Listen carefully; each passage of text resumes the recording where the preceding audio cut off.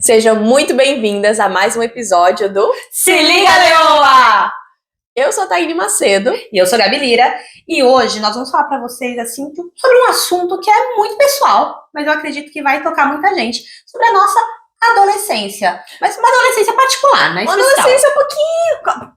Com a gente não tinha nada como ser normal, né? E alguma coisa no nosso percurso vai ser normal? Não. Acho que não.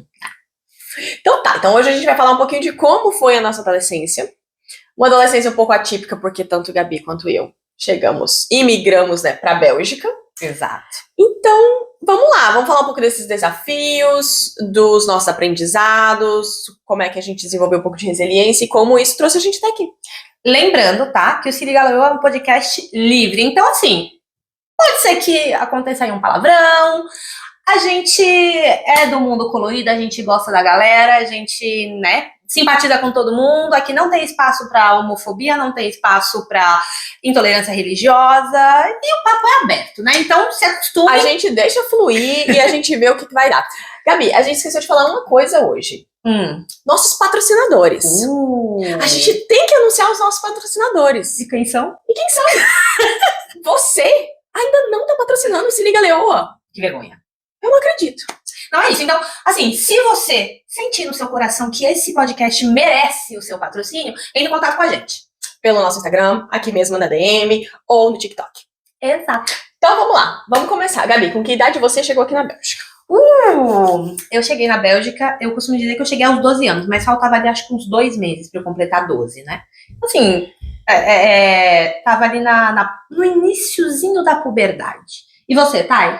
Eu cheguei no dia do meu aniversário de 11 anos. Eu saí do Brasil no dia 24 de janeiro de 2004. Que loucura, que loucura. Então, 2004. Eu cheguei aqui em 2001.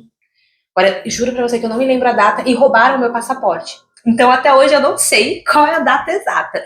Eu sei que foi no final de julho de 2001. Agora, a data exata eu não me recordo.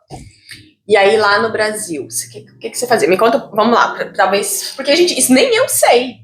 Olha, a gente vai descobrir algumas coisas, mas como é que era quando você estava lá no Brasil? Antes de você vir pra cá, vamos talvez trazer um pouquinho ali do como era um pouquinho antes, pra gente falar de como foi a adaptação aqui, porque eu não conheço como é que era a sua vida antes de vir pra Bélgica. Não existia a Gabi antes de chegar na Bélgica. Bom, no Brasil, a vida da minha família teve vários altos e baixos, né?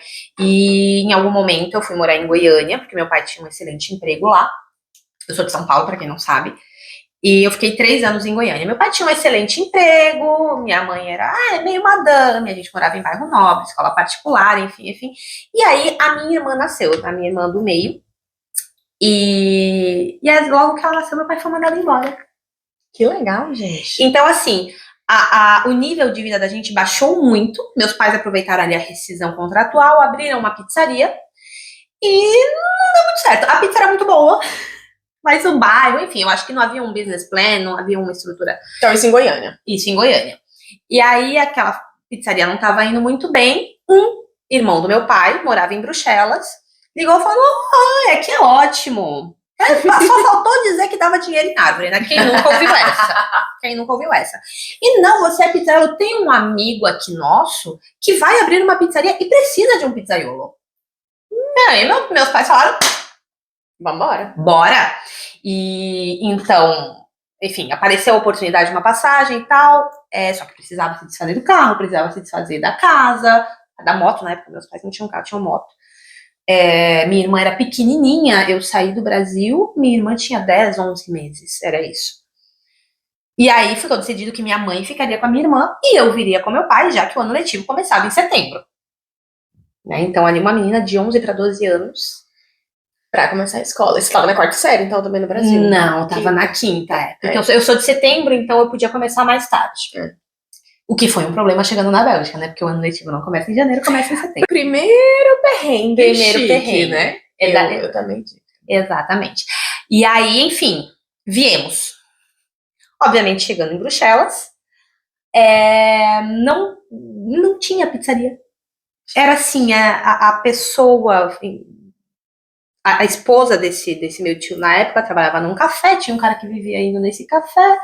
E, bem, do que eu me lembro, tá? Porque eu também era criança, provavelmente não conheço todos os detalhes, mas do que eu me lembro era o cara um dia ali tomando como é que ele chama? O pingado dele lá, o cafezinho com... Falou...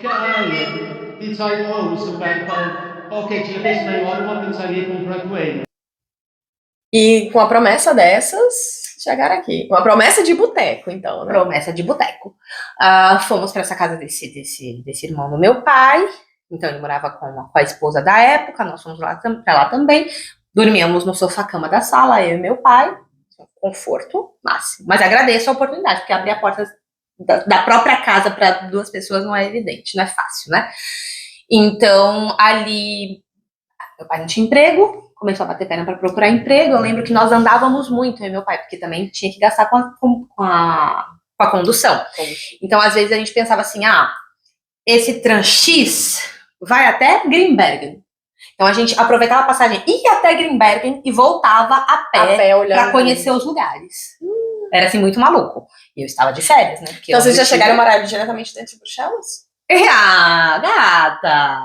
Agora, assim, qualquer dia desse a gente vai montar uma enquete. Você que veio pra Bélgica, você que veio pra Bruxelas, qual foi o bairro no qual... Saint-Gilles.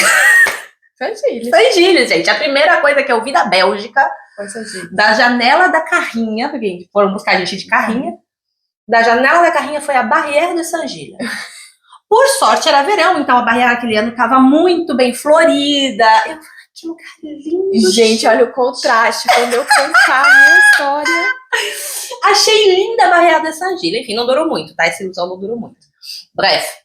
Então, e foi isso. Chegamos aqui assim, e batendo perna, e aí, em algum momento, meu pai conseguiu um emprego, acho que num restaurante.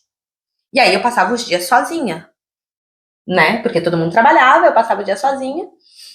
E aí foi até começar a escola coletiva. Nas férias. Era férias de verão, era férias de verão. Por quê? Férias de verão, pois é.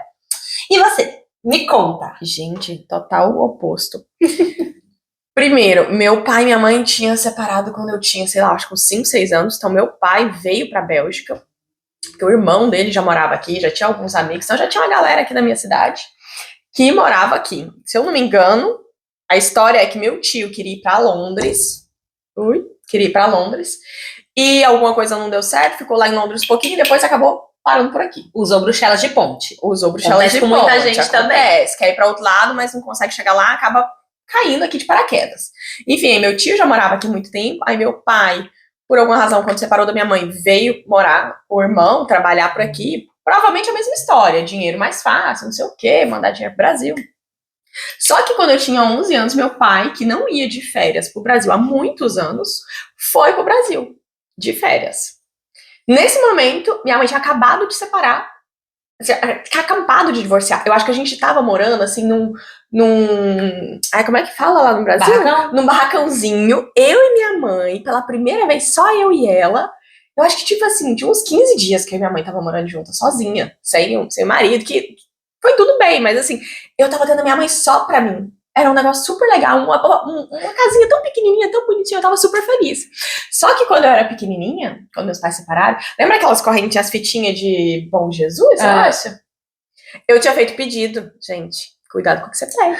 Eu pedi pro meu pai e minha mãe voltar. Crianças, por favor. Pedi. Tá vetado. Olha, se tem crianças assistindo isso aqui, está proibido fazer pedidos antes dos 15 anos de idade. Acho que 15, 16 já começa a ter uma noção do certo e do errado. Antes disso... Tem que saber o que pedir. Eu também pedi um negócio similar assim, mas não foi nem pro Bom Jesus. Nem sei pra quem que eu pedi, mas... Gente, enfim. Mas, desde essa época eu tô manifestando tudo que eu peço acontece, gente. Então, cuidado com o que você pede. Mas, assim, foi bom. É tudo torto, mas foi bom. Eu tinha pedido meu pai e minha mãe voltar. Aí chega meu pai de férias, minha mãe tinha acabado de divorciar, a gente tava no apartamento, uma casinha bonitinha, lá um barracãozinho bonitinho. Aí meu pai e minha mãe voltou. Do Neida. Do nada. Meu pai e minha mãe voltou. Aí minha mãe diz assim que não, eu tava com 10 para 11 anos, eu ia fazer 11 anos, que eu tava muito rebelde, que eu precisava de um pai na minha vida, sei lá o quê. Gente, eu não entendo até hoje. Um dia, mãe, vamos conversar sobre isso? Alô, Maria. Alô, Maria. Enfim, do nada, em muito pouco tempo, acho que tipo assim, 3 semanas no máximo, não foi um mês. Fizemos passaporte, minha mãe, vamos embora. Vamos embora? Vamos embora, tá. E aí eu fiquei assim, feliz, gente, eu tava muito feliz. Por um lado, eu tava, cara, eu tinha minha mãe só pra mim agora. Aí por outro, nossa, eu tenho um pai agora, vou morar com meu pai, com a minha mãe. Um negócio muito louco na minha cabeça, né? um turbilhão. Mas ao mesmo tempo, aquela curiosidade, eu sempre tive curiosidade de ir descobrir onde meu pai mora. Pra mim, na Bélgica, eu só se falava francês. Então, meu sonho da época era vir pra Bélgica aprender o francês. Então, eu escutava Celine Dion, eu já tinha entendido que aquilo era francês e eu queria saber. Só que eu não sabia qual era a diferença das músicas que ela canta em francês e inglês, não, gente. Era Celine Dion. Era Celine Dion, pra mim, era alguma coisa, não tem nada a ver com a Bélgica, mas eu queria vir e aprender a língua que ela falava. Enfim, janeiro. Nossa, frio. Janeiro, exatamente. Você sai do Brasil num calor de 40 graus e você chega aqui em janeiro. E parece que o janeiro daqui agora tá melhor. Parece que naquela época, pelo menos quando eu me lembro. Não, 2004 foi um dos invernos mais rudes que a gente teve. Gente, foi horrível. Foi a pior experiência da vida. Eu lembro de. Eu tava muito excitada no Brasil, muito feliz, muito alegre. Nossa, eu vou pra Bélgica. Não. Mas sabe aquele negócio que você não faz ideia do que te espera? Sabe aquela inocência da criança? Enfim, a despedida da minha família foi com muito choro. Eu tenho uma família muito grande. Eu sempre vivi com meus tios, minhas tias, meus primos. Então, assim, foi muito doído. Eu vim chorando, mas eu tava alegre. Eu vou conhecer a Bélgica, eu vou conhecer. Vai ser lindo. Francês, igual a Celine Dion. Francês, igual a Celine Dion. Na hora, dentro do avião, que eu olhei, e que pela primeira vez na vida eu vi árvores sem folhas. Foi a primeira vez na minha vida. Goiás não tem estação, né? É o quente e o fervendo. Gente, eu acho que nem nos filmes, parece que eu nunca tinha me atentado à estação do ano, ver uma árvore sem folhas. Eu tipo assim, nunca tinha passado, o tic-tac não tinha batido ainda nesse ponto. Aí dentro do avião, quando eu tava chegando ali em Zaventem, eu olhei aquelas árvores todas peladas. Era um cinza, era tudo neblina, era tudo cinza. Bélgica. Era Bélgica, gente. Dentro do avião já bateu arrependimento. Eu falei, meu Deus do céu. Eu acho que ferrou. Deu ruim. Deu muito ruim. Lá eu já comecei a dar um ciricutico, já comecei a chorar, já pensei, eu acho que não era o que eu queria. Gostei, né? Esse presente de aniversário tá meio zoado aqui. Já não gostei. Aí é a mesma coisa, chegaram, buscaram a gente com carrinha, aquelas carrinhas de obra cheias de galbano, aquele pó branco, aquele cheirinho agradável de rinite. Rinite alérgica. E de pessoas que trabalham na obra, que tem suor, aquelas carrinhas fede suor de homem, gente, não tem jeito. Enfim, aquele cheiro ficou na minha cabeça, assim. Aí eu lembro que passaram pela Barrière de Saint-Gilles, eu lembro de ver os trames amarelos. Se você vive na Bélgica há muito tempo, você lembra dos trames amarelos. Tram antigo, todo amarelão. Todo amarelão. Aí eu lembro que a gente foi em Saint-Gilles tomar um café na Gorete, que é um point lá também, os portugueses. E aí eu falei assim, meu Deus do céu, que lugar feio. Que povo feio. Não, mas peraí, você viu os... Gente, eu assim, primeira semana de Bélgica, saí pra passear com essa minha tia. E aí ela falando com as pessoas e não sei o quê, porque ela trabalhava num café ali, realmente, ela trabalhava no Golfinho. Era um café na Barrière, o café não existe mais. Ela trabalhava no Golfinho e ela conhecia todo mundo ali, né, porque ela era muito sociável. Eu virei pra ela e falei, ai, que legal, você fala francês tão bem, não sei o que ela... Estão falando português. Português de Portugal. Quem nunca? Eu não entendi a patavina. Gente, lusófonos do meu coração. Eu já entendi todo mundo, eu sou uma excelente intérprete. Hoje, mas na época... Não. Quando você acaba de chegar no Brasil, isso é muito cru. Você não, primeiro que o seu ouvido não tá treinado. Mas peraí, gente. O meu bisavô é português. Seu Toninho, que Deus o tem, era português. O nosso vizinho, bailão, incrível... Mas não é a mesma coisa. Não, e eles falavam enrolados. Às vezes a gente não entendia direito o que eles falavam. Principalmente o bailão. Quem é do Piquiri sabe o que eu tô falando. Mas, cara, não se compara. E assim, e Portugal também tem vários dialetos, né? Então depende da região de onde a pessoa vem. E então depende do quanto a pessoa tá nervosa também, né? Não, e sem falar que a gente tá falando de imigrante. Então até nós brasileiros, a gente tem mania de misturar palavras, né? Do português com o francês. Então assim, um português que fala tudo enrolado, sei lá, do Alentejo, misturando com o francês, como eu, aos 11 anos de idade, ia entender? Não ia entender. Enfim, aí a gente chegou, eu não morei em Bruxelas, a gente morava fora de Bruxelas, ali em Heusbruck. Eu era um pouquinho fora. E eu cheguei em janeiro, fofa. Então eu não tive tempo para respirar. Eu cheguei dia 24 de janeiro, já tinha uma inscrição feita para mim na escola. Escola, óbvio, em holandês. Heusbroek. Hersbruck. Meu pai, na época... Não era Celine Dion. Não, nada a ver com Celine Dion e com o que ela cantava, gente. Era um idioma muito do feio. Era um negócio muito... Tipo, não soava bem no meu ouvido. Eu olhava assim, eu olhava a boca da pessoa mexendo e falava... Cadê a Celine Dion? Ranço, eu peguei um ranço infinito. E aí, como meu pai me apresentou ali a Barrière de Saint-Gilles, que eu vi que tinha criança que falava francês, que eu vi que as escolas ali eram francês, o meu ideal naquele momento era ficar no meio da farofa. Porque aquilo ali é o que me trazia um pouquinho do calor brasileiro. Crianças, cuidado com o que vocês pedem, mais uma vez. Mas não deu certo, meu pai foi rígido nisso. Graças a Deus, ele fez muito bem. Escuta seu pai e sua mãe. Às vezes dá bom. Mas na época eu fiquei muito nervosa, porque eu falei, por que as outras crianças brasileiras vão pra escola em francês? Por que eles estão lá em Bruxelas? Por que eles têm amigos brasileiros? E eu tenho que estudar aqui, perto da nossa casa, onde o povo fala essa língua feia. Porque aí eu vetei o holandês, eu não queria aprender. Bloqueou. Bloqueei, peguei ranço e sou pirracenta, sou aquariana. Gente, a pessoa, ela é daquelas que ela põe o GPS, pro GPS dar a rota, ela olhar e falar, não, vou pro outro lado. Juro pra vocês. Juro, é assim todas as vezes. É assim a minha vida. Enfim, aí eu fiquei muito triste. Já comecei direto, eu acho que eu tive, sei lá, 2, 3 dias sem ir pra escola. Vai desfazer mala. Pra desfazer mala, e já me jogaram na escola. Minha mãe fala, A impressão que eu tinha é que eu tava te jogando pros leões. mas foi mesmo isso que você fez. Não, e a escola, em 2004... Ainda bem que a aquariana não tem coração. Ainda bem. Mas 2004 também não tinha a quantidade de imigrante que tem aqui agora.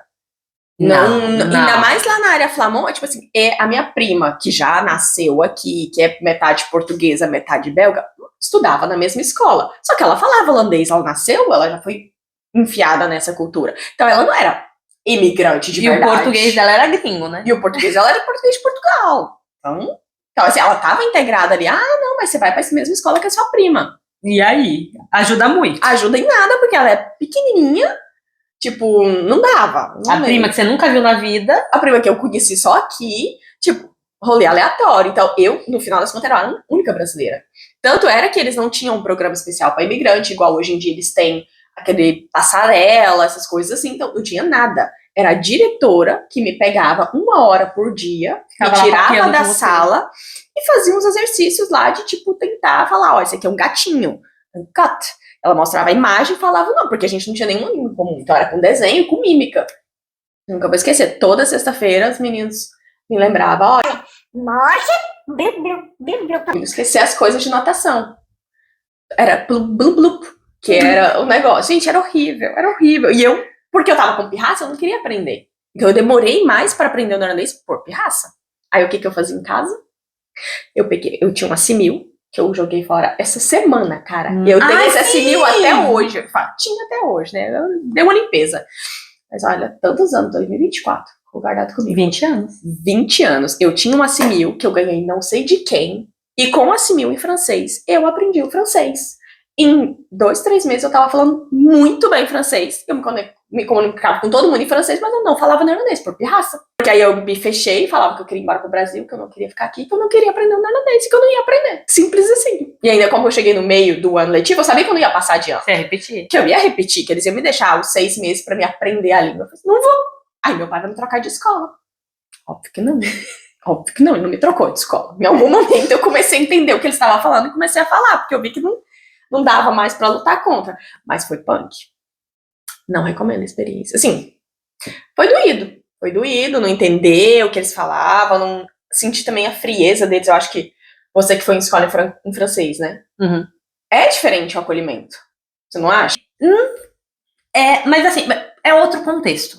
Acho que quando você pega 2004 Heusbroek, janeirão, nada a ver com 2001 setembro, Barrière de Saint-Gilles. É farofa. Farofa. Então, assim, eu estudei na escola, no Ateneu Royal Victor Horta.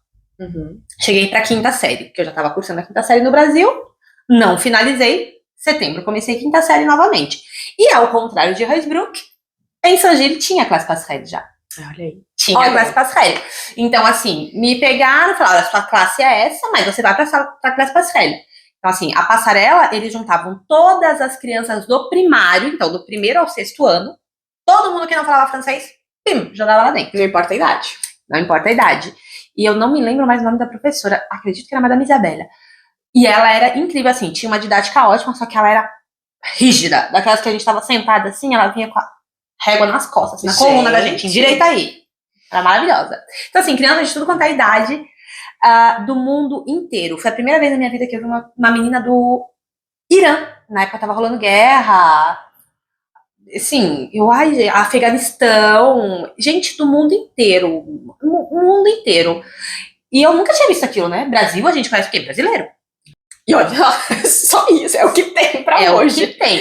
Fui conhecer gente de outros cantos do mundo também em São Paulo, mas eu já era adulta, né, já outro contexto. Mas como criança, a gente conhece brasileiro. Ponto.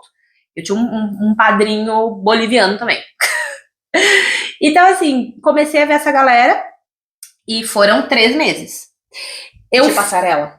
3 meses de passarela. Eu fui muito bem acolhida, porque tava todo mundo na mesma merda. Desculpa o vocabulário, gente.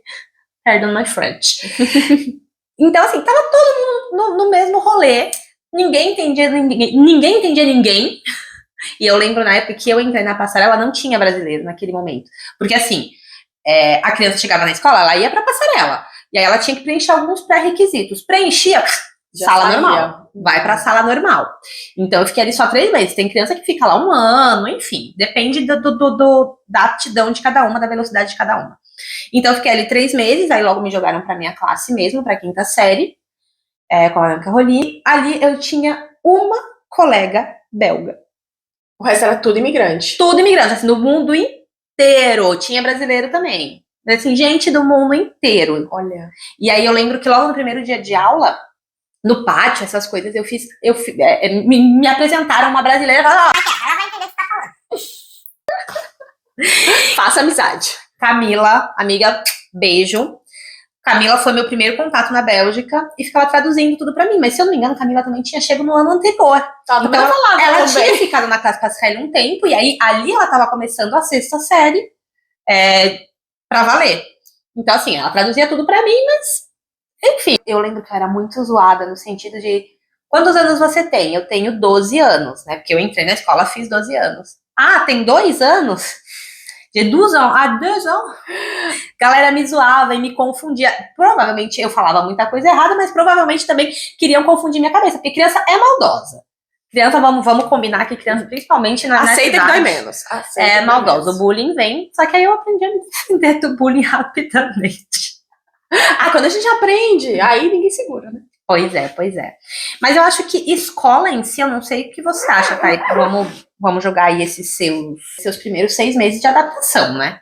Que aí você teve que se render e entender que você ia ficar nessa escola, não. Eu tive que aceitar. Em algum momento eu aceitei. Eu não sei, eu não consigo me lembrar em qual momento eu aceitei e eu comecei a entender. Mas eu sei que eu progredi muito rápido. E que as crianças, aí vinha a zoação, era que no começo eles eram amigos meio que pra ajudar. Tipo, vamos ajudar, ela não entende e tal. E aí depois, quando eu comecei a entender como é que funcionava pra ganhar nota, porque eu também, eu queria, eu falei, também agora que eu tô aqui, já tá na chuva, tem que se molhar, porque eu lembro que tinha ditado. E aí quando eu entendi que eu não precisava entender o que tava falando, eu só precisava gravar e fazer a mesma coisa, escrever a mesma coisa, eu comecei a arrasar nos ditados. E aí a galera não gosta. Aí eu comecei a sofrer bullying dos meninos, porque eu era nerd. Eu não tinha mais nada pra fazer, eu não conseguia ter amigo, eu só conseguia estudar. Então eu ficava em casa estudando Assimil. Eu ouvia as músicas da Celine Dion, eu gravei todas na minha cabeça, eu decorei todos os lyrics, eu sabia tudo que ela falava. Eu não sabia falar francês, mas eu sabia cantar a Celine Dion e sabia as letras da música dela antes de falar francês.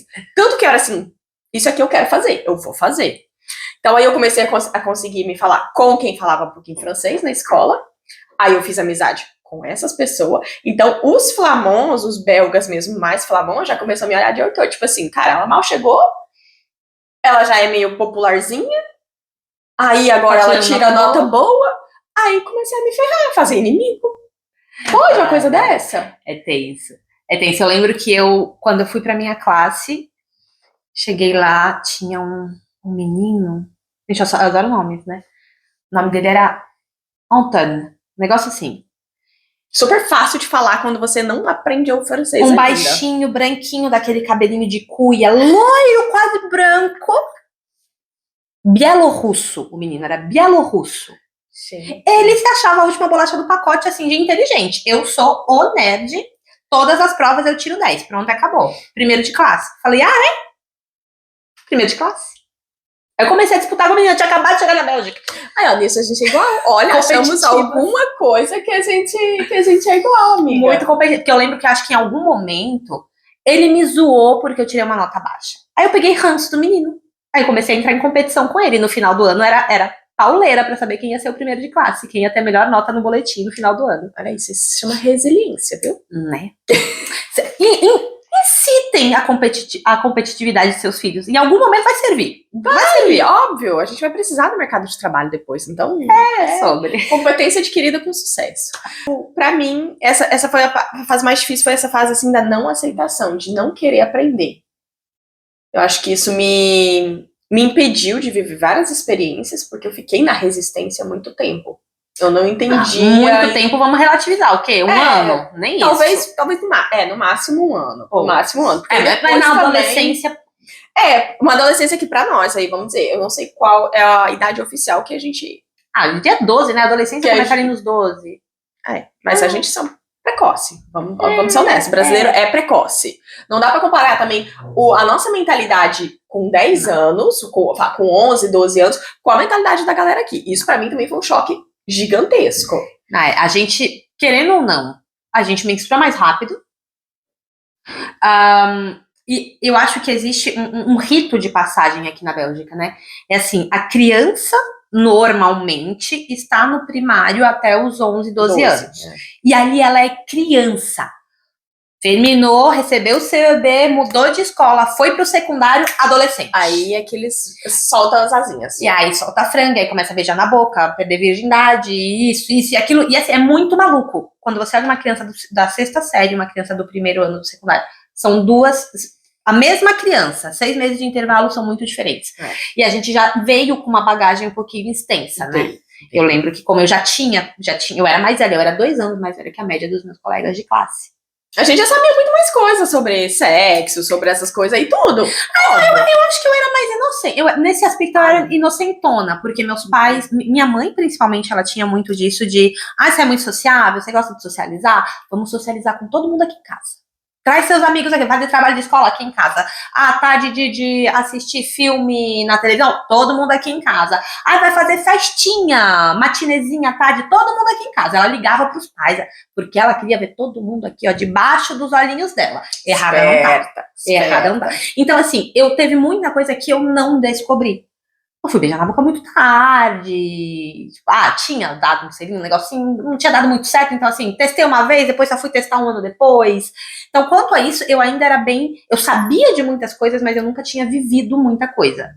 Mas, safa, se vira nos 30. Meus pais saíam pra trabalhar o dia inteiro. Quem cuidava da minha irmã pequenininha? Claro. Quem limpava a casa, às vezes eu não fazia comida, isso realmente, mas deixava ali tudo ajeitado. Eu acordava de manhã, eu tinha que me arrumar pra acordar minha irmã, pra pentear minha irmã, pra escovar dente da minha irmã, pra vestir minha irmã. Outra diferença gigantesca com as crianças daqui. A gente não vai ver nenhuma criança Cuidando de irmão. dessa idade cuidando de irmão. Então, isso também pra mim é um choque cultural enorme. Quando eu via o tanto que eles tinham a liberdade de ser criança, pra mim isso também me chocava e ficava meio puta, vou falar a verdade. Porque quando eu cheguei aqui, eu lembro que lá do Brasil, eu já tinha o hábito de todo dia, minha mãe, porque no Brasil também a escola é meio período, né? Outra grande diferença. Eu no Brasil sempre estudei de manhã. Eu ia pra casa, minha mãe deixava a comida mais ou menos no esquema, quem esquentava a comida era eu tinha que comer, e eu tinha que me virar e arrumar essa casa antes da minha mãe chegar às 3:30 da tarde. Eu tinha que limpar a casa. Minha mãe sempre foi, tipo, muito rígida, muito quase maníaca com limpeza, gosta de tudo limpinho. Então, antes dos meus 11, eu já tinha limpado a casa até pros outros pra ganhar um dinheirinho, porque eu sempre gostei de um dinheirinho. Empreendedora ela. Super empreendedora, a gente vai falar sobre isso em outro episódio, mas antes dos meus 11, antes de vir pra cá, eu já limpava a casa, eu já esquentava uma comidinha ali. Então, era deveres meus que estavam ali no meu sistema já. Tipo, e que assim, fazia parte da realidade das crianças com as quais você convivia. No Brasil, nossa, super. Eu já foi mais difícil no sentido de que eu era dondoca. Né? Meus pais ficaram separados muito tempo, então não era uma realidade abastada, mas a gente vivia confortavelmente. Então, enquanto meus pais eram separados, eu e minha mãe, nós morávamos na casa da minha avó materna. Então, ali todo mundo junto, todo mundo se ajudava. Eu tinha 2 avós, a minha avó em algum momento parou de trabalhar, a minha bisavó também morava ali no mesmo quintal. Então, eu era cuidada pelas minhas avós. Aos 9 anos de idade, meus pais reataram. E aí, porque meu pai tinha um excelente emprego, por isso nós fomos a Goiânia e tinha faxineira. Gente! Minha mãe andava Super de carro, dondoca. ia pro shopping, comer no McDonald's. Então, eu era dondoca. E aí, quando eu cheguei na Bélgica, cadê? Zerou, gato, zerou. Olha, pra mim foi mais o contrário, porque... Melhorou aqui, deu um upgrade. Deu um upgrade, porque, tipo, minha mãe no começo não tinha trabalho, ela tinha que aprender um pouco o idioma, quando começou a trabalhar foi poucas horas por semana, mas aí ela, tipo, que se sentia, meu Deus, tipo assim, uma pessoa que trabalha muito no Brasil, chega aqui que não tem trabalho ainda, e minha mãe que sempre foi muito trabalhadora, tipo assim, pra ela não ter trabalho, ou não estar trabalhando naquele momento, Tá sendo sustentada. era uma loucura, então ela ficava o dia inteiro organizando, limpando, fazendo comida, fazendo não sei o quê, então eu chegava, não tinha que fazer nada, porque aí também era aquela pressão. A partir de agora você não precisa fazer mais nada, mas você tem que estudar. Seu trabalho vira e aprende. E aí aí a responsabilidade mudou um pouco, porque aí vem aquele aprende e ensina pra gente o que você precisa, o que a gente precisa que ajuda a gente, porque você é nova, você tem mais facilidade para aprender, cabeça fresca, não tem problema na cabeça, não tem que pensar em dinheiro, não tem que pensar na comida, então se vira e aprende. Aí a responsabilidade era estudar, e aí muito rápido eu aprendi uma coisa e eu aprendi outra, igual o francês eu aprendi extremamente rápido, sozinha, então qualquer coisa que tinha para resolver, de ligar telefone, ir em algum lugar, já virei a tradutora por excelência muito rápido também. Então essa foi, tipo, me tiraram as tarefas de casa, não precisava ajudar na casa, não me lembro de ajudar na casa aqui quando eu cheguei, mas ainda era uma casa de 3 andares, gente, a gente saiu de uma casa pequena no Brasil, até um barracão, porque primeiro era a casa com o marido da minha mãe, depois um barracãozinho, aí depois uma casa de 3 andares, ainda bem que eu não precisava ajudar na limpeza mais. Mas aí veio essa carga mais de ajudar em coisas administrativas, papel, resolver, ligação. Então eu lembro que desde as primeiras vezes, porque a gente mudou várias vezes, todo mundo que mora aqui, imigrante, muda várias vezes. A gente morou em Hersbruck, morou depois em Bruxelas, todos os lugares ali em Bruxelas. Toda vez que ia mudar, falar com o proprietário, ligar para ver se o apartamento está disponível, fazer os trâmites de trocar a eletricidade, trocar a internet, tudo era eu. Meu pai, que morava aqui há mais tempo que eu, que falava melhor francês, a partir do momento que ele viu que eu já falava um pouquinho bem, tipo, esse problema é teu. Então eu não fazia nem ideia do que eu tava falando, mas eu ligava e resolvia os problemas com 11, 12 anos. Esse negócio foi... Eu sei que nós ficamos aqui, meu pai e eu, durante 8 meses, até conseguir trazer minha mãe. E aí não me perguntem qual foi o rolo. Mas eu sei que em algum momento, a gente tava procurando um apartamento pra poder trazer minha mãe, né? Meu pai fez um acerto com um cara que era supostamente dono de um prédio. E o cara liberou o apartamento do último andar pra gente, que eu acho que não sei se era terceiro, quarto, quinto andar, não lembro. Eu sei que era ali na Chaussée d'Ixelles, chegando já na Flagê. Eu tenho pavor daquele lugar até hoje. Acho que tem um Domino's Pizza ali agora no prédio, assim, até. Mas era um café, fubanguinho. E a gente morava no último andar, obviamente não tinha elevador. As escadas eram aquelas escadas caracol. Ai, que legal. Que quando você subia lá, ia bambeando. E aí o cara falou assim, ó, o apartamento tá aí, reforma e cai pra dentro. E se eu não me engano, a gente não pagava aluguel. Por que não pagava? Não sei. Aí beleza, vamos reformar. Quem que reformou o apartamento? Meu pai. E eu. 12 anos de idade, quebrando parede de madeira, lixando. E assim, com o dinheiro que não tinha, com o material que pegava emprestado, enfim, uma loucura. E era tão loucura que era um apartamento grande, tinha 3 quartos, mais um sótão, né, que também servia de um quarto grande, sala-cozinha, mas tudo muito velho, muito mal cuidado, e assim, tão mal cuidado que no meio do corredor que ia para os quartos tinha um buraco, do qual a gente podia ver a casa do vizinho. Que legal. E assim, chega minha mãe com a minha irmã, com Pequenininha. 1 ano e pouquinho.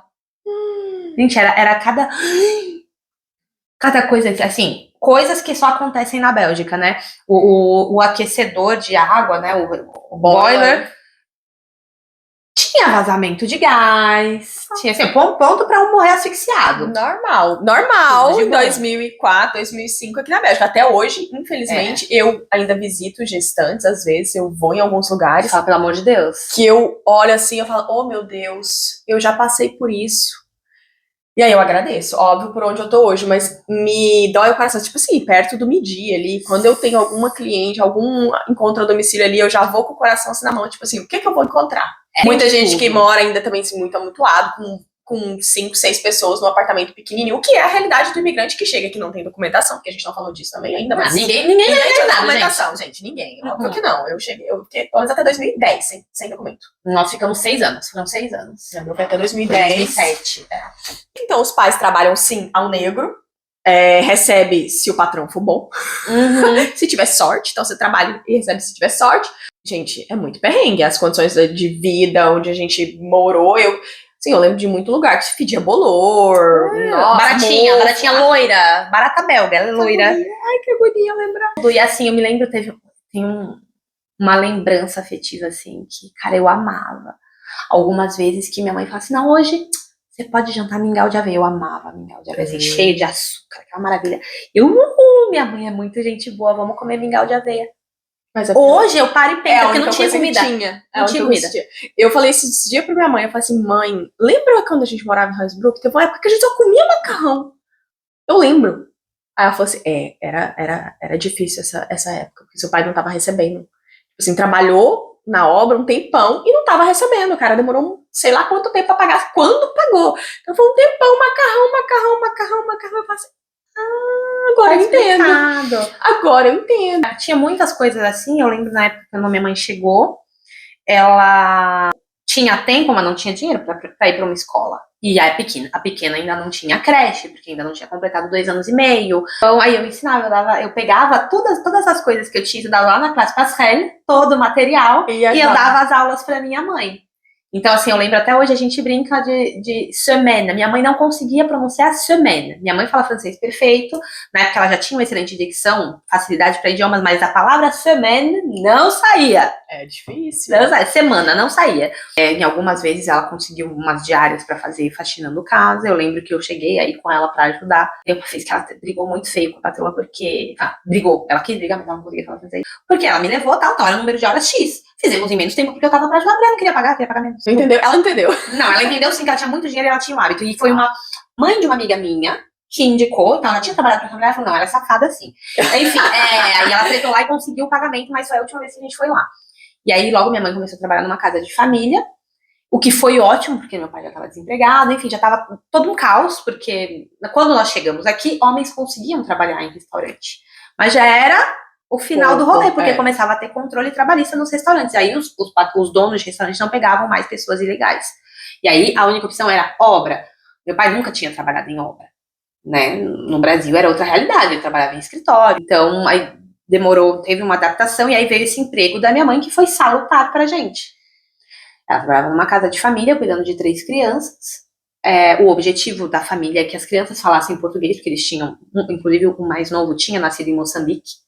Eles eram franceses e belgas, mas tinham nascido no estrangeiro. E aí foi ótimo pra minha mãe. Só que assim, era um salário. Era o que dava. Salvou a gente? Salvou, mas não era um salário, né? Contar as moedinhas, escolher e assim, o mais barato minha mãe, do mercado. um dia de trabalho comum era das 7 às 7.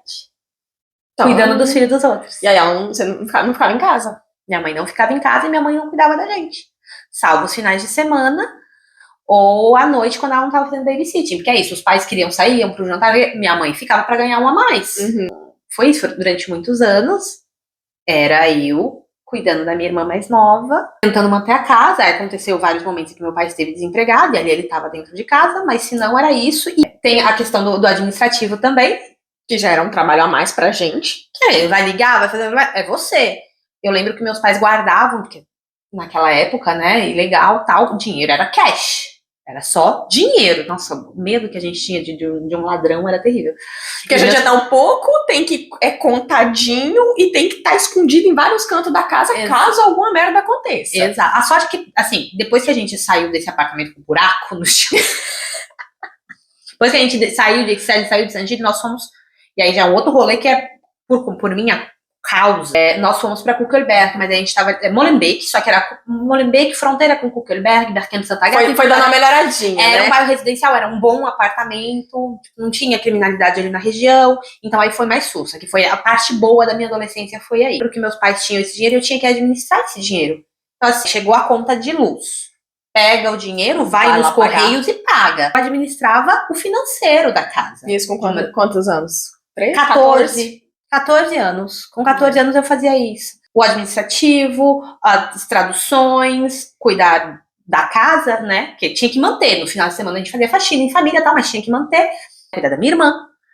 Levar pra escola, buscar na escola. E... A resolver os B.O. de escola de irmãs. De ponho. na época era pouco, né? Porque ela tava no maternal ainda. Então era mais sussa. Sempre tem alguma coisa. E aqui aquele velho do reunião de Dos pais e pais. mestres. Quem vai na reunião? Geral. Às vezes até que meus pais até que iam, mas eu tinha que ir lá pra traduzir. E nada disso tirava de mim a responsabilidade do cadê o boletim? Minha Nossa, filha. eu lembro, teve uma vez que eu cheguei na escola, assim, ainda no primário, 6º ano, tipo, 1 ano de Bélgica, eu cheguei meio triste, meio borocochô na aula de neerlandês. A professora me perguntou o que aconteceu. Eu falei, porque meu pai não gostou da minha nota do boletim. Sei lá, eu tinha tirado um 15, 16, sobre 20. Sobre 20. Ela convocou meu pai na escola, assim. Que Bélgica! Tira uma nota maior que as crianças que estão aqui desde sempre. E você ainda botou pressão na reclama. Eu acho que isso pesa muito pros nossos pais. Quando a gente sai lá do Brasil e vem pra cá, eles querem olhar pra gente, óbvio. Só que eles esquecem de olhar a gente com os óculos agora de uma criança que tá vivendo nesse contexto. Eles ainda querem que a gente... Ai, quer mais, quer mais. Eu também lembro, eu sinto isso, assim, que pros meus pais não dava o suficiente. E pra mim, algo que eu não quero não reproduzir com meu filho, que é, você tem que ser excelente em tudo. Cara, não dá. Tem criança que vai ser mais literária, tem criança que vai ser mais manual, tem criança que vai ser mais de exato. Pega aquilo que a criança já é boa e potencializa aquilo. O resto, se passou, passou. Minha opinião, tá? A respeito Faz o que tu quiser. mas... filho é teu. Mas pra mim, isso pesava muito pra mim. Assim, se eu não tirasse 18 sobre 20 em todas as matérias, tinha um problema. Tinha um problema. É porque você não faz nada na sua vida, só precisa estudar? Como assim? E você tá tendo uma oportunidade que eu não tive? Porque isso também eu ouvi. Tipo assim, não, olha, eu não... Porque meu pai não concluiu os estudos, minha mãe estudou até... Não sei, eu acho que ela terminou os estudos, ensino médio, mas depois eu lembro que ela estudou à noite quando eu já era maior. Um supletivo ali, alguma coisa, mas tipo assim, também minha mãe foi mãe adolescente, minha mãe teve com 15, então era outra realidade. Mas então, pros meus pais, pelo menos, era aquele negócio, não, tu tá tendo a oportunidade de estudar. Vai estudar. Por bem ou por mal. Vai tirar nota boa e vai, tipo assim, não podia, não existia a possibilidade de chegar com nota baixa. Mas aí eu também já me martirizava, né, tipo assim, se eu tirei uma nota baixa, eu já acho que eu já ficava tão triste, que aí dava uma amenizada, eles não ia mais... do que isso, não. Eu acho que o meu drama de aquariana ajudava ali a compensar um pouquinho. Não, mas eu acho que você é filha única. Também tem Eu isso. era mais velha. Tem que dar um 11 exemplo. anos mais velha. Não, mas até que eu era 11 anos mais velha. Então, o lance do filho único, do mais velho, que eu fui filha única durante 11 anos, né? Filhas de pais adolescentes. Então, nós fomos adultizadas, responsabilizadas muito cedo, desde sempre. Então, o autoflagelo já faz parte. Desde assim. Tem muitos aspectos em que eu não me lembro dos meus pais falando comigo como uma criança. E eu vejo muito isso porque eu vi as minhas irmãs crescendo, né? Eu tenho mais 2 irmãs. Uma do mesmo pai, mesma mãe, e uma do segundo casamento da minha mãe. O tratamento completamente diferente, a maneira de se dirigir a criança, de fato, falando com uma criança, que eu não me lembro de ter recebido esse tratamento de você é uma criança, vou falar com você como uma criança. Não, era de igual para igual ali. Eu não estava entendendo direito o que estava acontecendo, mas era de igual para igual.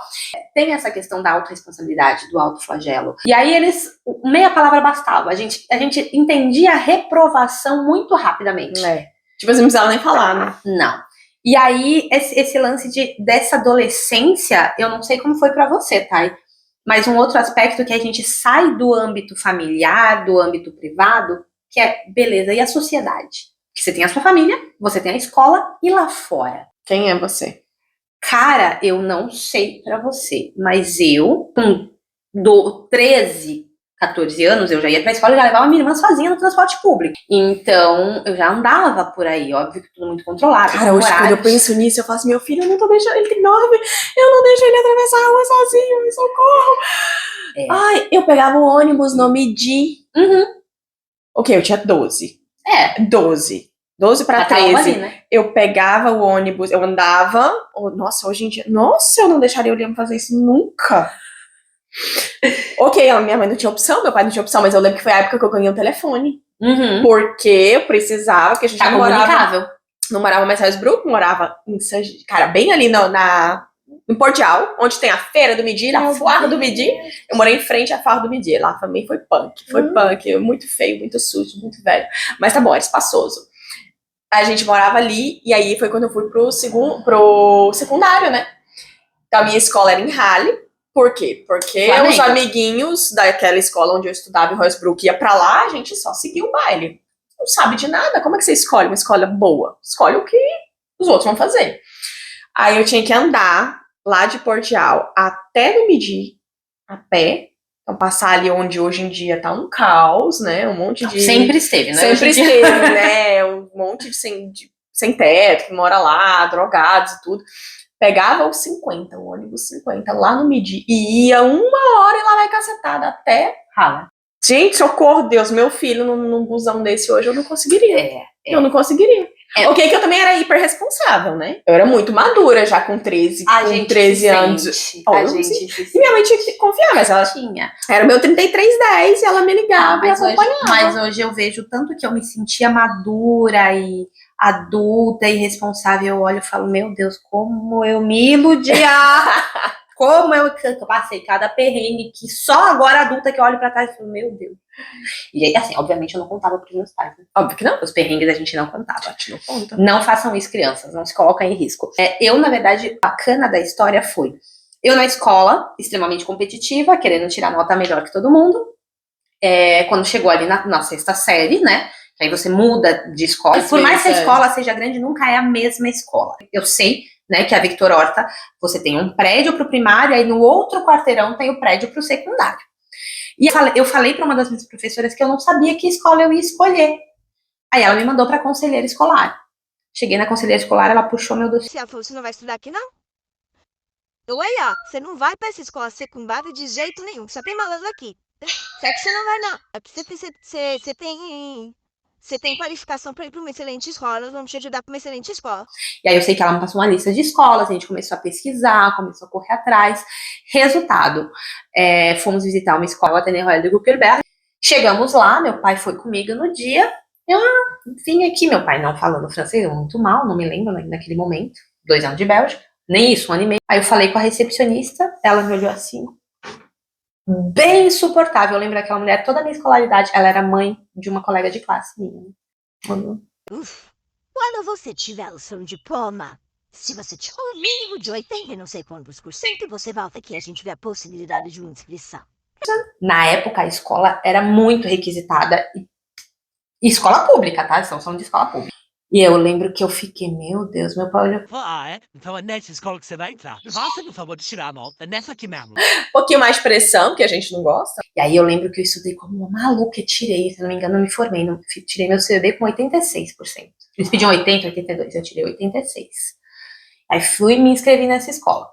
Uma escola pública, em Bruxelas, muita criança de diferentes origens, mas a grande maioria nascida na Bélgica. Uhum. Tanto que, assim, eu lembro que era uma patotinha, pra mim foi muito difícil, porque o primário era do outro lado da rua.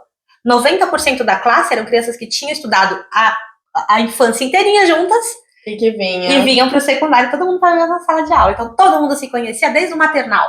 Desde os 2 anos e meio, e eu não conhecia ninguém. Então fui pra essa escola, na época eu ainda morava em Saint-Gilles, então tinha que fazer todo o rolê de transporte público, mas não durou muito tempo, porque aí no final do primário, eu com a Camila, beijos, Camila, mais uma vez, amiga, a Camila era doida pra arrumar um namorado brasileiro, ela não podia ouvir ninguém falando português, e eu andando com a Camila o tempo inteiro, e aí meus pais até deixavam eu dar meus rolês e tal, e aí um dia eu fui pro cinema com a Camila, com o namorado dela, que não era boa bisca, ninguém gostava, ela praticamente namorava escondido, e ele resolveu me apresentar um amigo. E fomos sair de casalzinho os 4. Eu nem beijar na boca direita, eu beijava. Que idade? 13 pra 14. Ele já era final do ano letivo, 13 pra 14. E aí eu tinha hora de voltar pra casa, 6 da tarde. A coisa foi enrolando. Eu não queria que meus pais soubessem com quem eu tava. Apareci em casa 10 da noite. Isso assim, meus pais já tinham me ligado, não tinha atendido. Tinha ligado pra Camila, não tinha atendido. Tinha ligado pros pais da Camila. A partir daquele momento ainda, o ano letivo ainda tava correndo, era assim. Sim, você está permanentemente proibida de frequentar brasileiros. E as princípios planejar. Eu dou um jeito de você não poder falar nem com a Camila dentro da escola. Jesus. Assim, acabou. Me tiraram meu Walkman, Discman. Me privaram do meu Disque Man, aí eu ia ganhar o tênis X no meu aniversário, não vai mais. Eu ia para um show do John Bon Jovi no verão, não vai mais. Cortaram tudo. Viu? E aí me restava só estudar para tirar meu diploma, porque não tinha mais nada para fazer.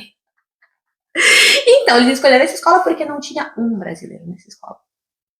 Nenhum. Isso. Nem assim de origem brasileira, era só eu. É engraçado, né? Que eles. Assim, meu pai também era uma das coisas que ele queria muito que eu estudasse lá na Escola Flamondo, desde o começo. Não ser Não brasileiro. queria contato com brasileiro, porque acaba que aí, muitas vezes também, quando você fica só no meio dos brasileiros, você já vê os seus amigos vão ser todos brasileiros. O Você desenvolvimento do idioma não funciona. E você vai ficar vivendo aquela mesma. É tipo assim, você saiu do Brasil, mas o Brasil não saiu de você. Exato. Então, hoje em dia, eu entendo. Eu fiquei muito triste na época. Eu falava assim, eu queria ter amigos brasileiros, mas hoje em dia. Eu me adaptei bastante, foi bem tranquilo. Né? Já falava bem o francês, na época que esse veto aconteceu, eu já falava bem francês.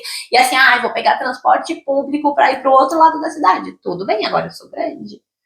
Agora eu sou maravilhosa. Então eu atravessava a cidade, e aí sim, durou uns 6 meses, meus pais logo arrumaram um apartamento perto da escola. Walking distance, então eu consegui ir pra escola a pé. E aí era um apartamento bacana, era um apartamento novinho. Cara. Não, foi incrível. Assim, foram 6, não chegou a um ano morando do outro lado da cidade, logo meus pais conseguiram um apartamento pertinho, aí foi um apartamento bacana, que a gente morava bem. Tinha perrengue financeiro? Muito. Você já tinha documento, então, aí também? Não, ainda não? Tá. Ainda Não. E aí eu estudava nessa escola, e assim, só que como minha mãe já tinha esse emprego fixo, já era mais tranquilo, porque eu lembro que no primário eu sofri muito bullying, no sentido de, essa roupa de novo? Sério? Usando roupa do Abattoir. Sério? Bruxelas é foda. Já compramos roupas, meus pais já compraram pra mim roupas, minha mãe, né, comprou roupa pra mim na feira do Abattoir. Roupa do Abattoir é normal, mas tipo assim, nos Flamões não tinha essa referência, eles não tinham como comparar. Não, aqui o pessoal sabia quando vinha do Abattoir. Mas porque eles também compram, porque eles também compravam, porque eles também viam. Não, acho que as crianças que estudavam comigo, assim, poder aquisitivo baixo, mas tinha aquele negócio assim, fazer um saldo. Eu lembro que, nossa, a primeira vez que minha mãe conseguiu juntar dinheiro pra fazer um saldo e comprar roupas pra mim, até pra ela foi um evento. Ela não comprou pra ela, comprou pra mim. Ela mocosou dinheiro do meu pai, porque meu pai, extremamente mão de vaca, assim, ai, que horror, só de lembrar. Aí não pode. Você é pobre, não pode. E a minha mãe foi lá, mocosou o dinheirinho dela contadinho durante um ano, me levou nos saldos aí com Cat, na Jennifer, na Pink. Senhora. Comprei muita coisa. Alegria de qualquer adolescente, alguns anos atrás aqui. Exatamente. Talvez até hoje, não sei como é que é. Mas aí aquilo tinha que durar de 6 meses a 1 ano até ter dinheiro pro próximo saldo. Quando eu mudei de escola pro secundário, eu já tinha mais essas roupinhas. Então, e aí eu já tinha desenvoltura do idioma. Eu era a única brasileira da escola, então eu era exótica, muito comunicativa. Era latinista, então assim, era a elite da escola. E logo fiz amizade com a galera. Tinha atividade extraescolar. Coral. Vou. Teatro. Vou. Tudo quanto era atividade extraescolar, eu tava no meio. Então, eu acabei me tornando... Ela é da galera, gente. popularzona. Eu me tornei popular, e que pra mim foi incrível, porque ali eu estudei nessa escola durante 4 anos. E foram os melhores 4 anos da minha vida, posso dizer. Acho que agora eu tô passando por uma fase gostosa, assim, mas até então tinham sido os melhores anos da minha vida. A vida era difícil, tinha todo esse enredo de imigrante, mas eram excelentes anos. E aí eu tive que desenvolver toda uma skin mais, né? Porque, e aí eu quero saber um pouco da sua experiência nesse sentido. Eu era brasileira, eu sou baixinha, mas eu sempre tive formas, inclusive na época eu tinha muito mais, né? Eu tinha um corpo de mulher, por mais que eu fosse menina, o cabelo cacheado chamava atenção, eu era muito mais bronzeada. Mas o seu, isso despertava desejo, você se sentia admirada. Não, eu sempre me senti muito bem com o meu corpo, porque meus pais me criaram dessa maneira, lógico, tudo muito bem dosado, me ensinavam, né, que tinha ali um limite entre sensualidade e vulgaridade. Então, isso foi muito bem construído no meu seio familiar. Mas na rua, pra mim era difícil ter que lidar com homens. Eu lembro uma vez, olhares. Eu assim, no verão, roupinha curta, não sei o que, entrei no magazã, né, que a gente fala, né, nessas vendinhas aí de conveniência, de um muçulmano, que a maioria aqui são. E ele começou a falar comigo em árabe. Eu falei, mas eu não falo o seu idioma. E ele tava me repreendendo. E aí ele foi falar comigo e falou assim: Você não pode andar desse jeito, é pecado. Você não pode andar vestida desse jeito. meu senhor, eu não sou marroquina, eu não sou brasileira. Ele, tá, você é brasileira, então Vai embora. eu entreguei pra Deus. Vai embora. Só some daqui. Mas ele tava me repreendendo e tinha muito disso. Eu nunca passei, nesse sentido, eu nunca passei por situações delicadas, porque eu sentia que eu tinha uma armadura muito grande, muito forte. Tipo, andava na rua com cara de pitbull. E ela não mudou muito hoje em dia também. Mas assim, eu era muito rude. Pra quem vive no Brasil, pode parecer diferente, mas é que ai, você é de que origem? Porque às vezes a pessoa nasce, já é a terceira geração que nasceu na Bélgica, mas eles falam, eu sou marroquino, eu sou isso, eu falo, belga. Não, mas você não. Eu sou belga, você quer ver minha carteira de identidade? Eu não falava que eu era brasileira, porque eu sabia que aí vinha uma intrusão, aí vinha uma cantada mal colocada, e desde muito nova. Esse ser mulher, imigrante, adolescente, latina. É diferente. Tem uma carga, né? Tem uma carga. Não, eu demorei muito pra entender o que aconteceu. Eu acho que eu só entendi depois de vários anos, porque eu não me sentia bem com o meu corpo. Eu me achava muito magra.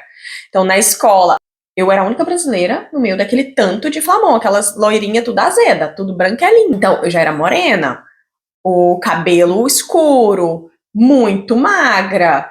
E também as roupas que a gente usa quando a gente chega do Brasil. Nada a ver, gente. É muito diferente das daqui. Até eu entrar meio que no ritmo das roupas delas, me adequar, eu ainda era diferentona. Então tinha um olhar, tinha um julgamento que eu não entendi. Então, pra mim, sempre, até muito tarde, foi: tu é feia, tu não cabe no molde. No molde. Depois é que eu entendi que, na verdade, durante muito tempo, as meninas não gostavam de mim porque elas tinham inveja. Porque elas achavam mais bonita, porque pra elas era exótico. Aí eu não entendi. Cabelo mais escuro, pele mais bronzeada. E pra mim. E magrela igual elas. E magrela, só que era um magro diferente. Tinha Não é? uma bundinha ali, um negócio. Tem um pouquinho de forma. E aí qualquer roupa que a gente põe já realça um pouco. Então eu não entendia, eu me achava feia, eu achava que elas não gostavam de mim por pirraça. E aí só lá no final, já quase saindo da escola secundária, é que eu entendi que, na verdade, o tempo todo foi inveja. Eu fui muito... comecei tudo muito cedo, né? Então, no Brasil eu já tinha beijado na boca antes dos 11. Me julguem. Era isso. Então, chegou aqui, com 13 anos, eu tive meu primeiro namoro sério, que durou 1 ano. Então, eu era a única a ter um namorado mais velho. Então, aquilo, pra elas, era, tipo, muito estranho. Ao mesmo tempo, na verdade, elas desejavam aquilo. E eu não entendia, então eu era chamada de puta, de piranha, porque a brasileira... Cara, eu tive um namorado. Quando elas começaram a sair, elas beijavam 10 numa noite.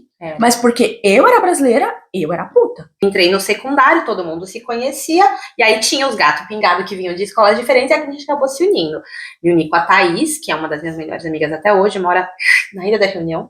Oxi. Maria, Avril, todas belgas. Ali a gente acabou criando uma amizade, porque estávamos excluídas do rolê.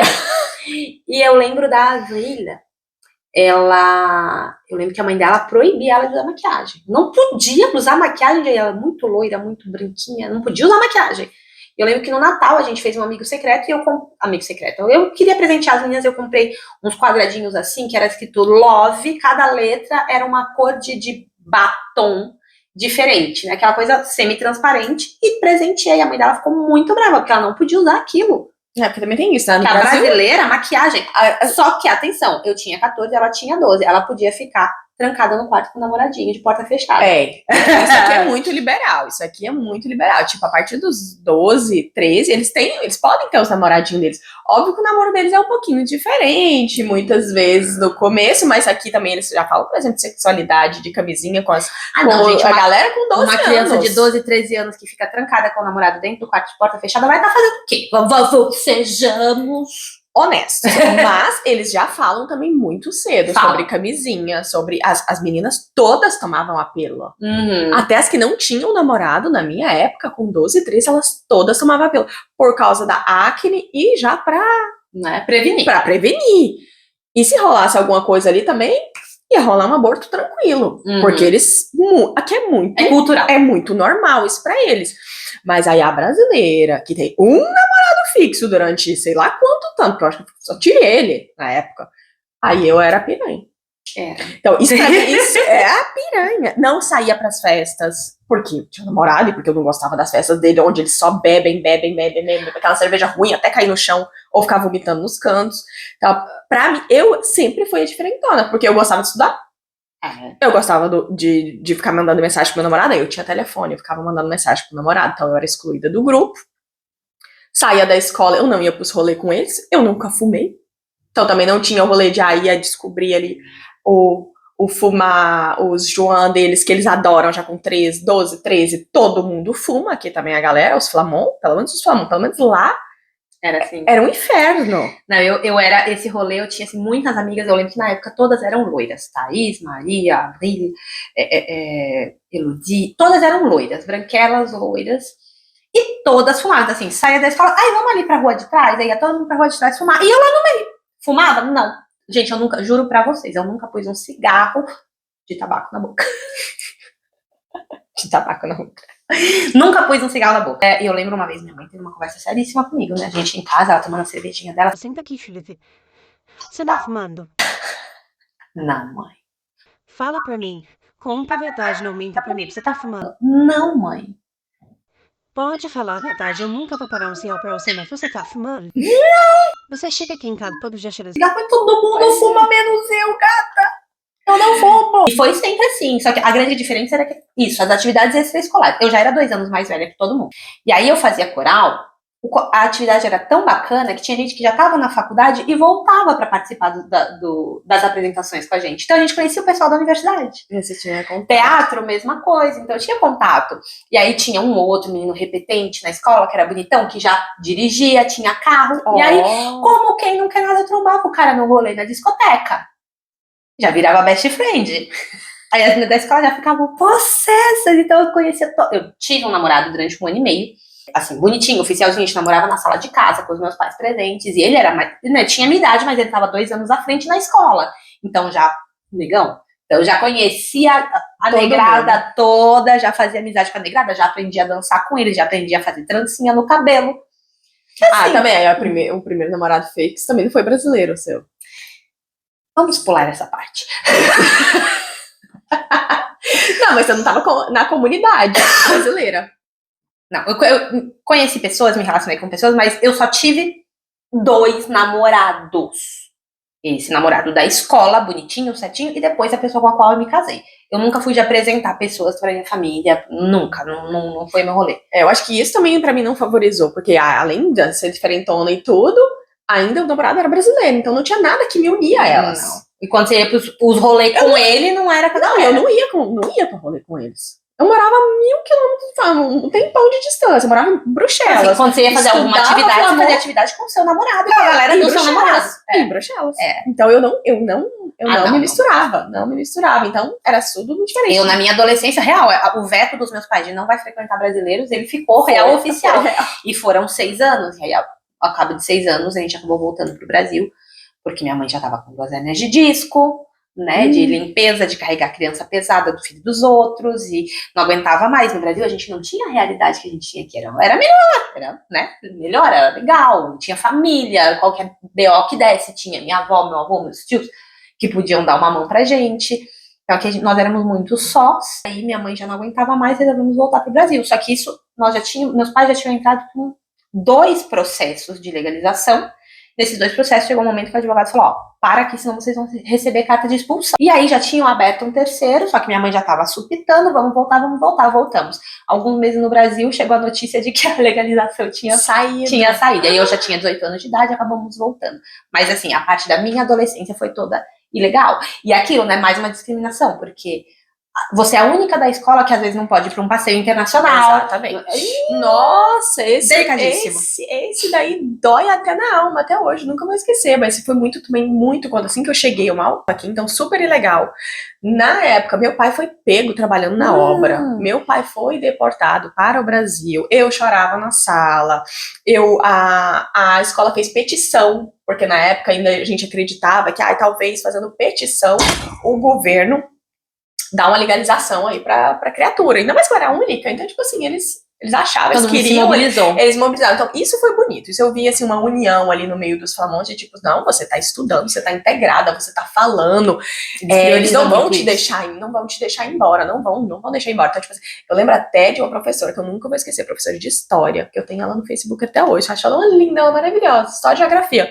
Ela falou que se precisasse, se pudesse, se houvesse um jeito, ela me adotava pra me ser legalmente filha de belga, alguma coisa assim. Se tinha algum trâmite, ela queria ver com o advogado se tinha alguma coisa que ela podia fazer. Então, tipo assim, nesse nível, então assim, ao mesmo tempo que as crianças tinham ali uma rixinha, mas dos adultos eu via, assim, Muito apoio. muito apoio. E eu tenho certeza que essas cartas, essa petição, tudo que fizeram, ajudaram no nosso Influenciou. processo. Com certeza. E aí, óbvio, eu tinha notas excelentes, eu trabalhava muito bem, comecei a fazer job student também, trabalho de estudante voluntário assim que eu podia, eu comecei a trabalhar pelas regras oficiais, mas também já trabalhava no não oficial, ajudando minha mãe na limpeza ou em qualquer coisa, eu sempre ajudei, porque eu queria o meu. E aos poucos eu fui vendo ali que não, eles têm uma parte acolhedora, eu sou diferente, mas eles me aceitam porque eu tô me integrando. Exatamente. Esse lado do belga, quando ele vê que você tá dando tudo ali pra se integrar realmente na sociedade,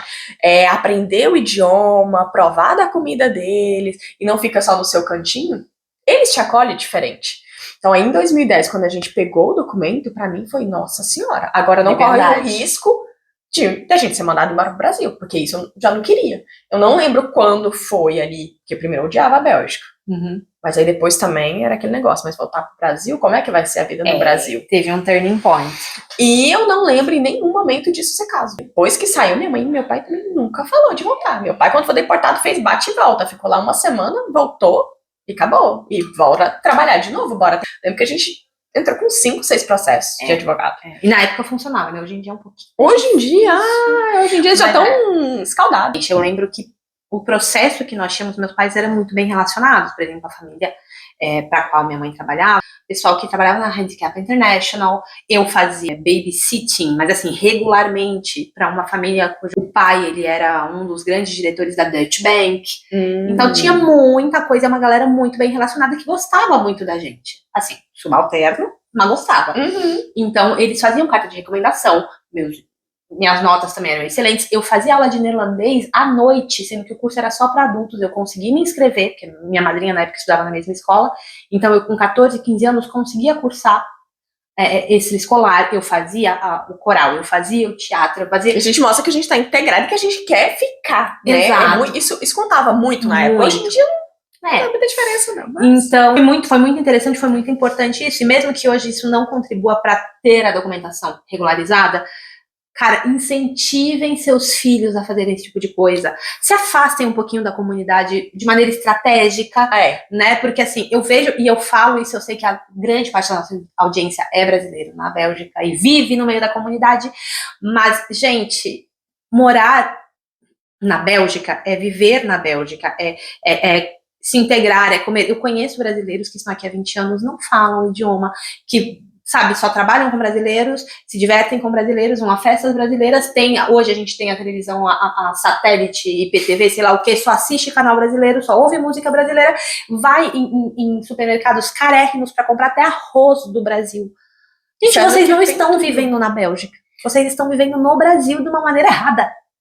Então, assim, se integrem um pouquinho. E tem muita coisa boa, quando a gente se abre, tem muita coisa boa. E claro que eu não perco a oportunidade de ir no restaurante brasileiro. Sim, não perco. Sim. Mas vou comer todo dia? Não, gente. É gostoso. A comida é boa. Se abra um pouquinho, a comida é boa. E outra, a gente mora na Bélgica. Tem comida do mundo inteiro. Dá pra provar coisa do mundo inteiro. Sabe, falar um outro idioma abre a sua mente de uma maneira incrível. Incentivem seus filhos a falarem diversos idiomas. E a conversar com todo mundo também, né? Com todas essas se abram, entendam, tentem entender o ponto de vista de uma pessoa que vem de uma cultura diferente, sem julgamento. Você não precisa aderir ao ponto de vista da pessoa, mas pelo menos não julgar. As mentes explodem, a gente se desenvolve muito mais. Eu acredito que que quem nos conhece sabe que nós temos um percurso muito atípico, muito fora da norma. A gente não casou, não teve filho, não se formou nos momentos que a sociedade julga ideal, mas nós temos um percurso muito rico. nós somos muito. Isso aqui que vocês estão vendo aqui, ó. Não tem patrocínio. Então, isso aqui a gente. Ainda não. As amigas emprestam um negócio, outra a gente que monta, a gente que Conexões. grava, a gente que edita. Porque a gente se vira. A gente se vira. A gente teve que aprender, a gente não teve outra opção. E eu acho que tem muito E a gente, não, brasileiro desculpa, ainda. hoje eu posso falar por mim, acredito que posso falar pela Taine também. Me larga em qualquer lugar do mundo, eu não vou passar fome. Eu me viro e incentivem isso nos seus filhos. Acho que nossos filhos têm uma grande sorte, eles vão ter uma bagagem muito diferente da nossa, porque eles têm oportunidades que nós não tivemos. Mas é isso, vamos facilitar não. Eu, por exemplo, meu filho em casa, a gente fala português. Televisão é só em francês. A escola é em neerlandês, e se vira neguinho, você vai dar conta, e a mãe vai ter que dar conta também, porque o neerlandês também não é perfeito. Então, vou ter que me adaptar a isso também. Mas deem esse presente para os seus filhos. E para si mesmos, né? Acho que isso é importante frisar. Eu acho que esse episódio que a gente trouxe muito da nossa adolescência, da nossa esse choque cultural que foi pra gente sair do Brasil, porque a gente sabe que tem muito brasileiro chegando aqui com filhos adolescentes. E talvez até pra você que chega aqui adulto, vai ressoar algumas das coisas que a gente contou, porque os perrengues são os mesmos, só muda de endereço. E hoje em dia a gente não tá mais em 2004, estamos em 2024, mas ainda tem muita gente vivendo naquelas mesmas condições, chegando aqui, passando pelas mesmas perrengues, sendo que hoje em dia a gente tem a facilidade do Google Translate, do aplicativo aqui no telefone que você põe aqui o áudio. Ninguém mais usa o Assimil, né? Ninguém mais usa o Assimil, gente. Gente, eu ia pra aula de francês gratuita com o padre da comunidade católica. Gente, quem nunca? Ah, maravilhoso, aquele padre era tudo. Mas assim, muita coisa, aproveita, assim, pra mim é incrível que hoje nós tenhamos todas essas oportunidades, Google Translate, o GPS, que você não precisa ficar pedindo informação na rua, GPS. 5G, gente, não tinha internet móvel, gente, tá? pegar um ônibus do Delen ou da TEC, sem entender como é que funciona aquela tabela de horários. Não, as zonas, os preços. A zona, o preço, você tem que ticar lá o tiquezinho de papel, não pode perder ele. E achar o endereço, fofa. Então, gente, assim, quantas vezes a gente não se perdeu? Hoje é incrível a gente ter todos esses recursos, mas por um outro lado também, pensem que isso facilita demais o viver no Brasil, né? Então, nossa, eu ficava super feliz quando vinha alguém do Brasil que trazia um DVD de música novo. Cara, hoje, sabe, Spotify, tá ali, abre o Instagram, tem ali a musiquinha do momento pra fazer a dancinha. Não tinha na nossa época. A gente vivia à mercê de vários fatores para conseguir se ligar um pouco ao Brasil. Então, não percam a mão nesse também. Eu acho importante manter a nossa cultura com certeza materna, inculcar isso pros nossos filhos, mas não percam a mão, não vivam na Bélgica como se vocês estivessem vivendo no Brasil. E eu falo isso porque realmente a gente ganha muitas oportunidades na vida. Muitas. Então, assim, se eu puder deixar um conselho pra vocês aí, se é que meu conselho vale de alguma coisa, se integrem e proporcionem integração para os seus filhos. Eu acho que só tem benefício. Vai trazer a resiliência, porque sair do país vai demandar resiliência e vai te enriquecer como pessoa, no seu intelecto, entender a cultura do outro, entender a história um pouco do país. Gente, tem gente que não entende nada. Então, tipo assim, hoje em dia também tá mais obrigatório, né? Tem os cursos de integração social que é obrigatório, caso você queira ter o documento.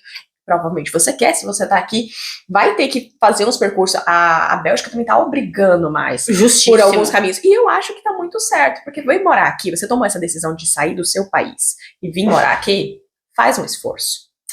Vai doer menos. Sem falar da quebra de estigmas, né? Estigmatas. Eu acho que o brasileiro ele é muito estereotipado hoje em dia aqui na Bélgica, muito mal visto. Então, quando você é uma pessoa bem sucedida, bem integrada, que você tem cacife para entrar e sair de qualquer lugar, você já está ajudando a sua comunidade também, está limpando um pouco a barra de nós brasileiros aqui na Bélgica e no exterior em geral. Exatamente. Então é isso. Eu acho que a gente cobriu um pouco. Tem demais. Muita coisa pra falar, mas a gente não vai conseguir falar todo o episódio só. Por isso que vão ter vários episódios com vários temas diferentes. Se você tem alguma sugestão de algum tema que você, que é brasileira, que é mulher, que é imigrante, quer ver por aqui, deixa aqui nos comentários, ou na nossa DM no Instagram, ou no TikTok. Ou se você deu um estalo aí, lembrou, falou, cara, vocês precisam convidar tal pessoa. Pode mandar dica também, a gente aceita. Por enquanto ainda não rolou convidados, mas a gente tem nossa listinha. Vai rolar, já tá tudo esquematizado, então isso vai rolar. Então, Thay, onde é que a gente te encontra? Taine Macedo, @TaineMacedo no Instagram. A gente tá no TikTok. Se liga, Leoa. E você? Gabi com Y, Gabi BXL no Instagram também. O resto, gente, ó, YouTube vocês estão vendo aqui. E aí, não procura em outro lugar, não, que eu não tô em outro lugar, não. É Instagram, YouTube, E a TikTok. gente tá no Spotify também, né? Vai, E aqui, não esquece de ativar os sininhos pra receber o nosso próximo episódio. Dá uma curtida, dá uma ajuda aí nas amigas. Gente, divulga, mostra pra galera. A gente tem conteúdo de qualidade, dá pra você rir com a gente me palhar. No mínimo, rir. É isso. Quiser julgar, também pode julgar, gente. A gente aceita críticas. A gente não liga. Eu não acredito muito em crítica construtiva, mas enfim, críticas, pode criticar. O importante é isso. Dá aqui, ó, comenta aqui, dá like e compartilha, por favor. Beijo, fica bem e até o próximo episódio do Se Liga, Leoa!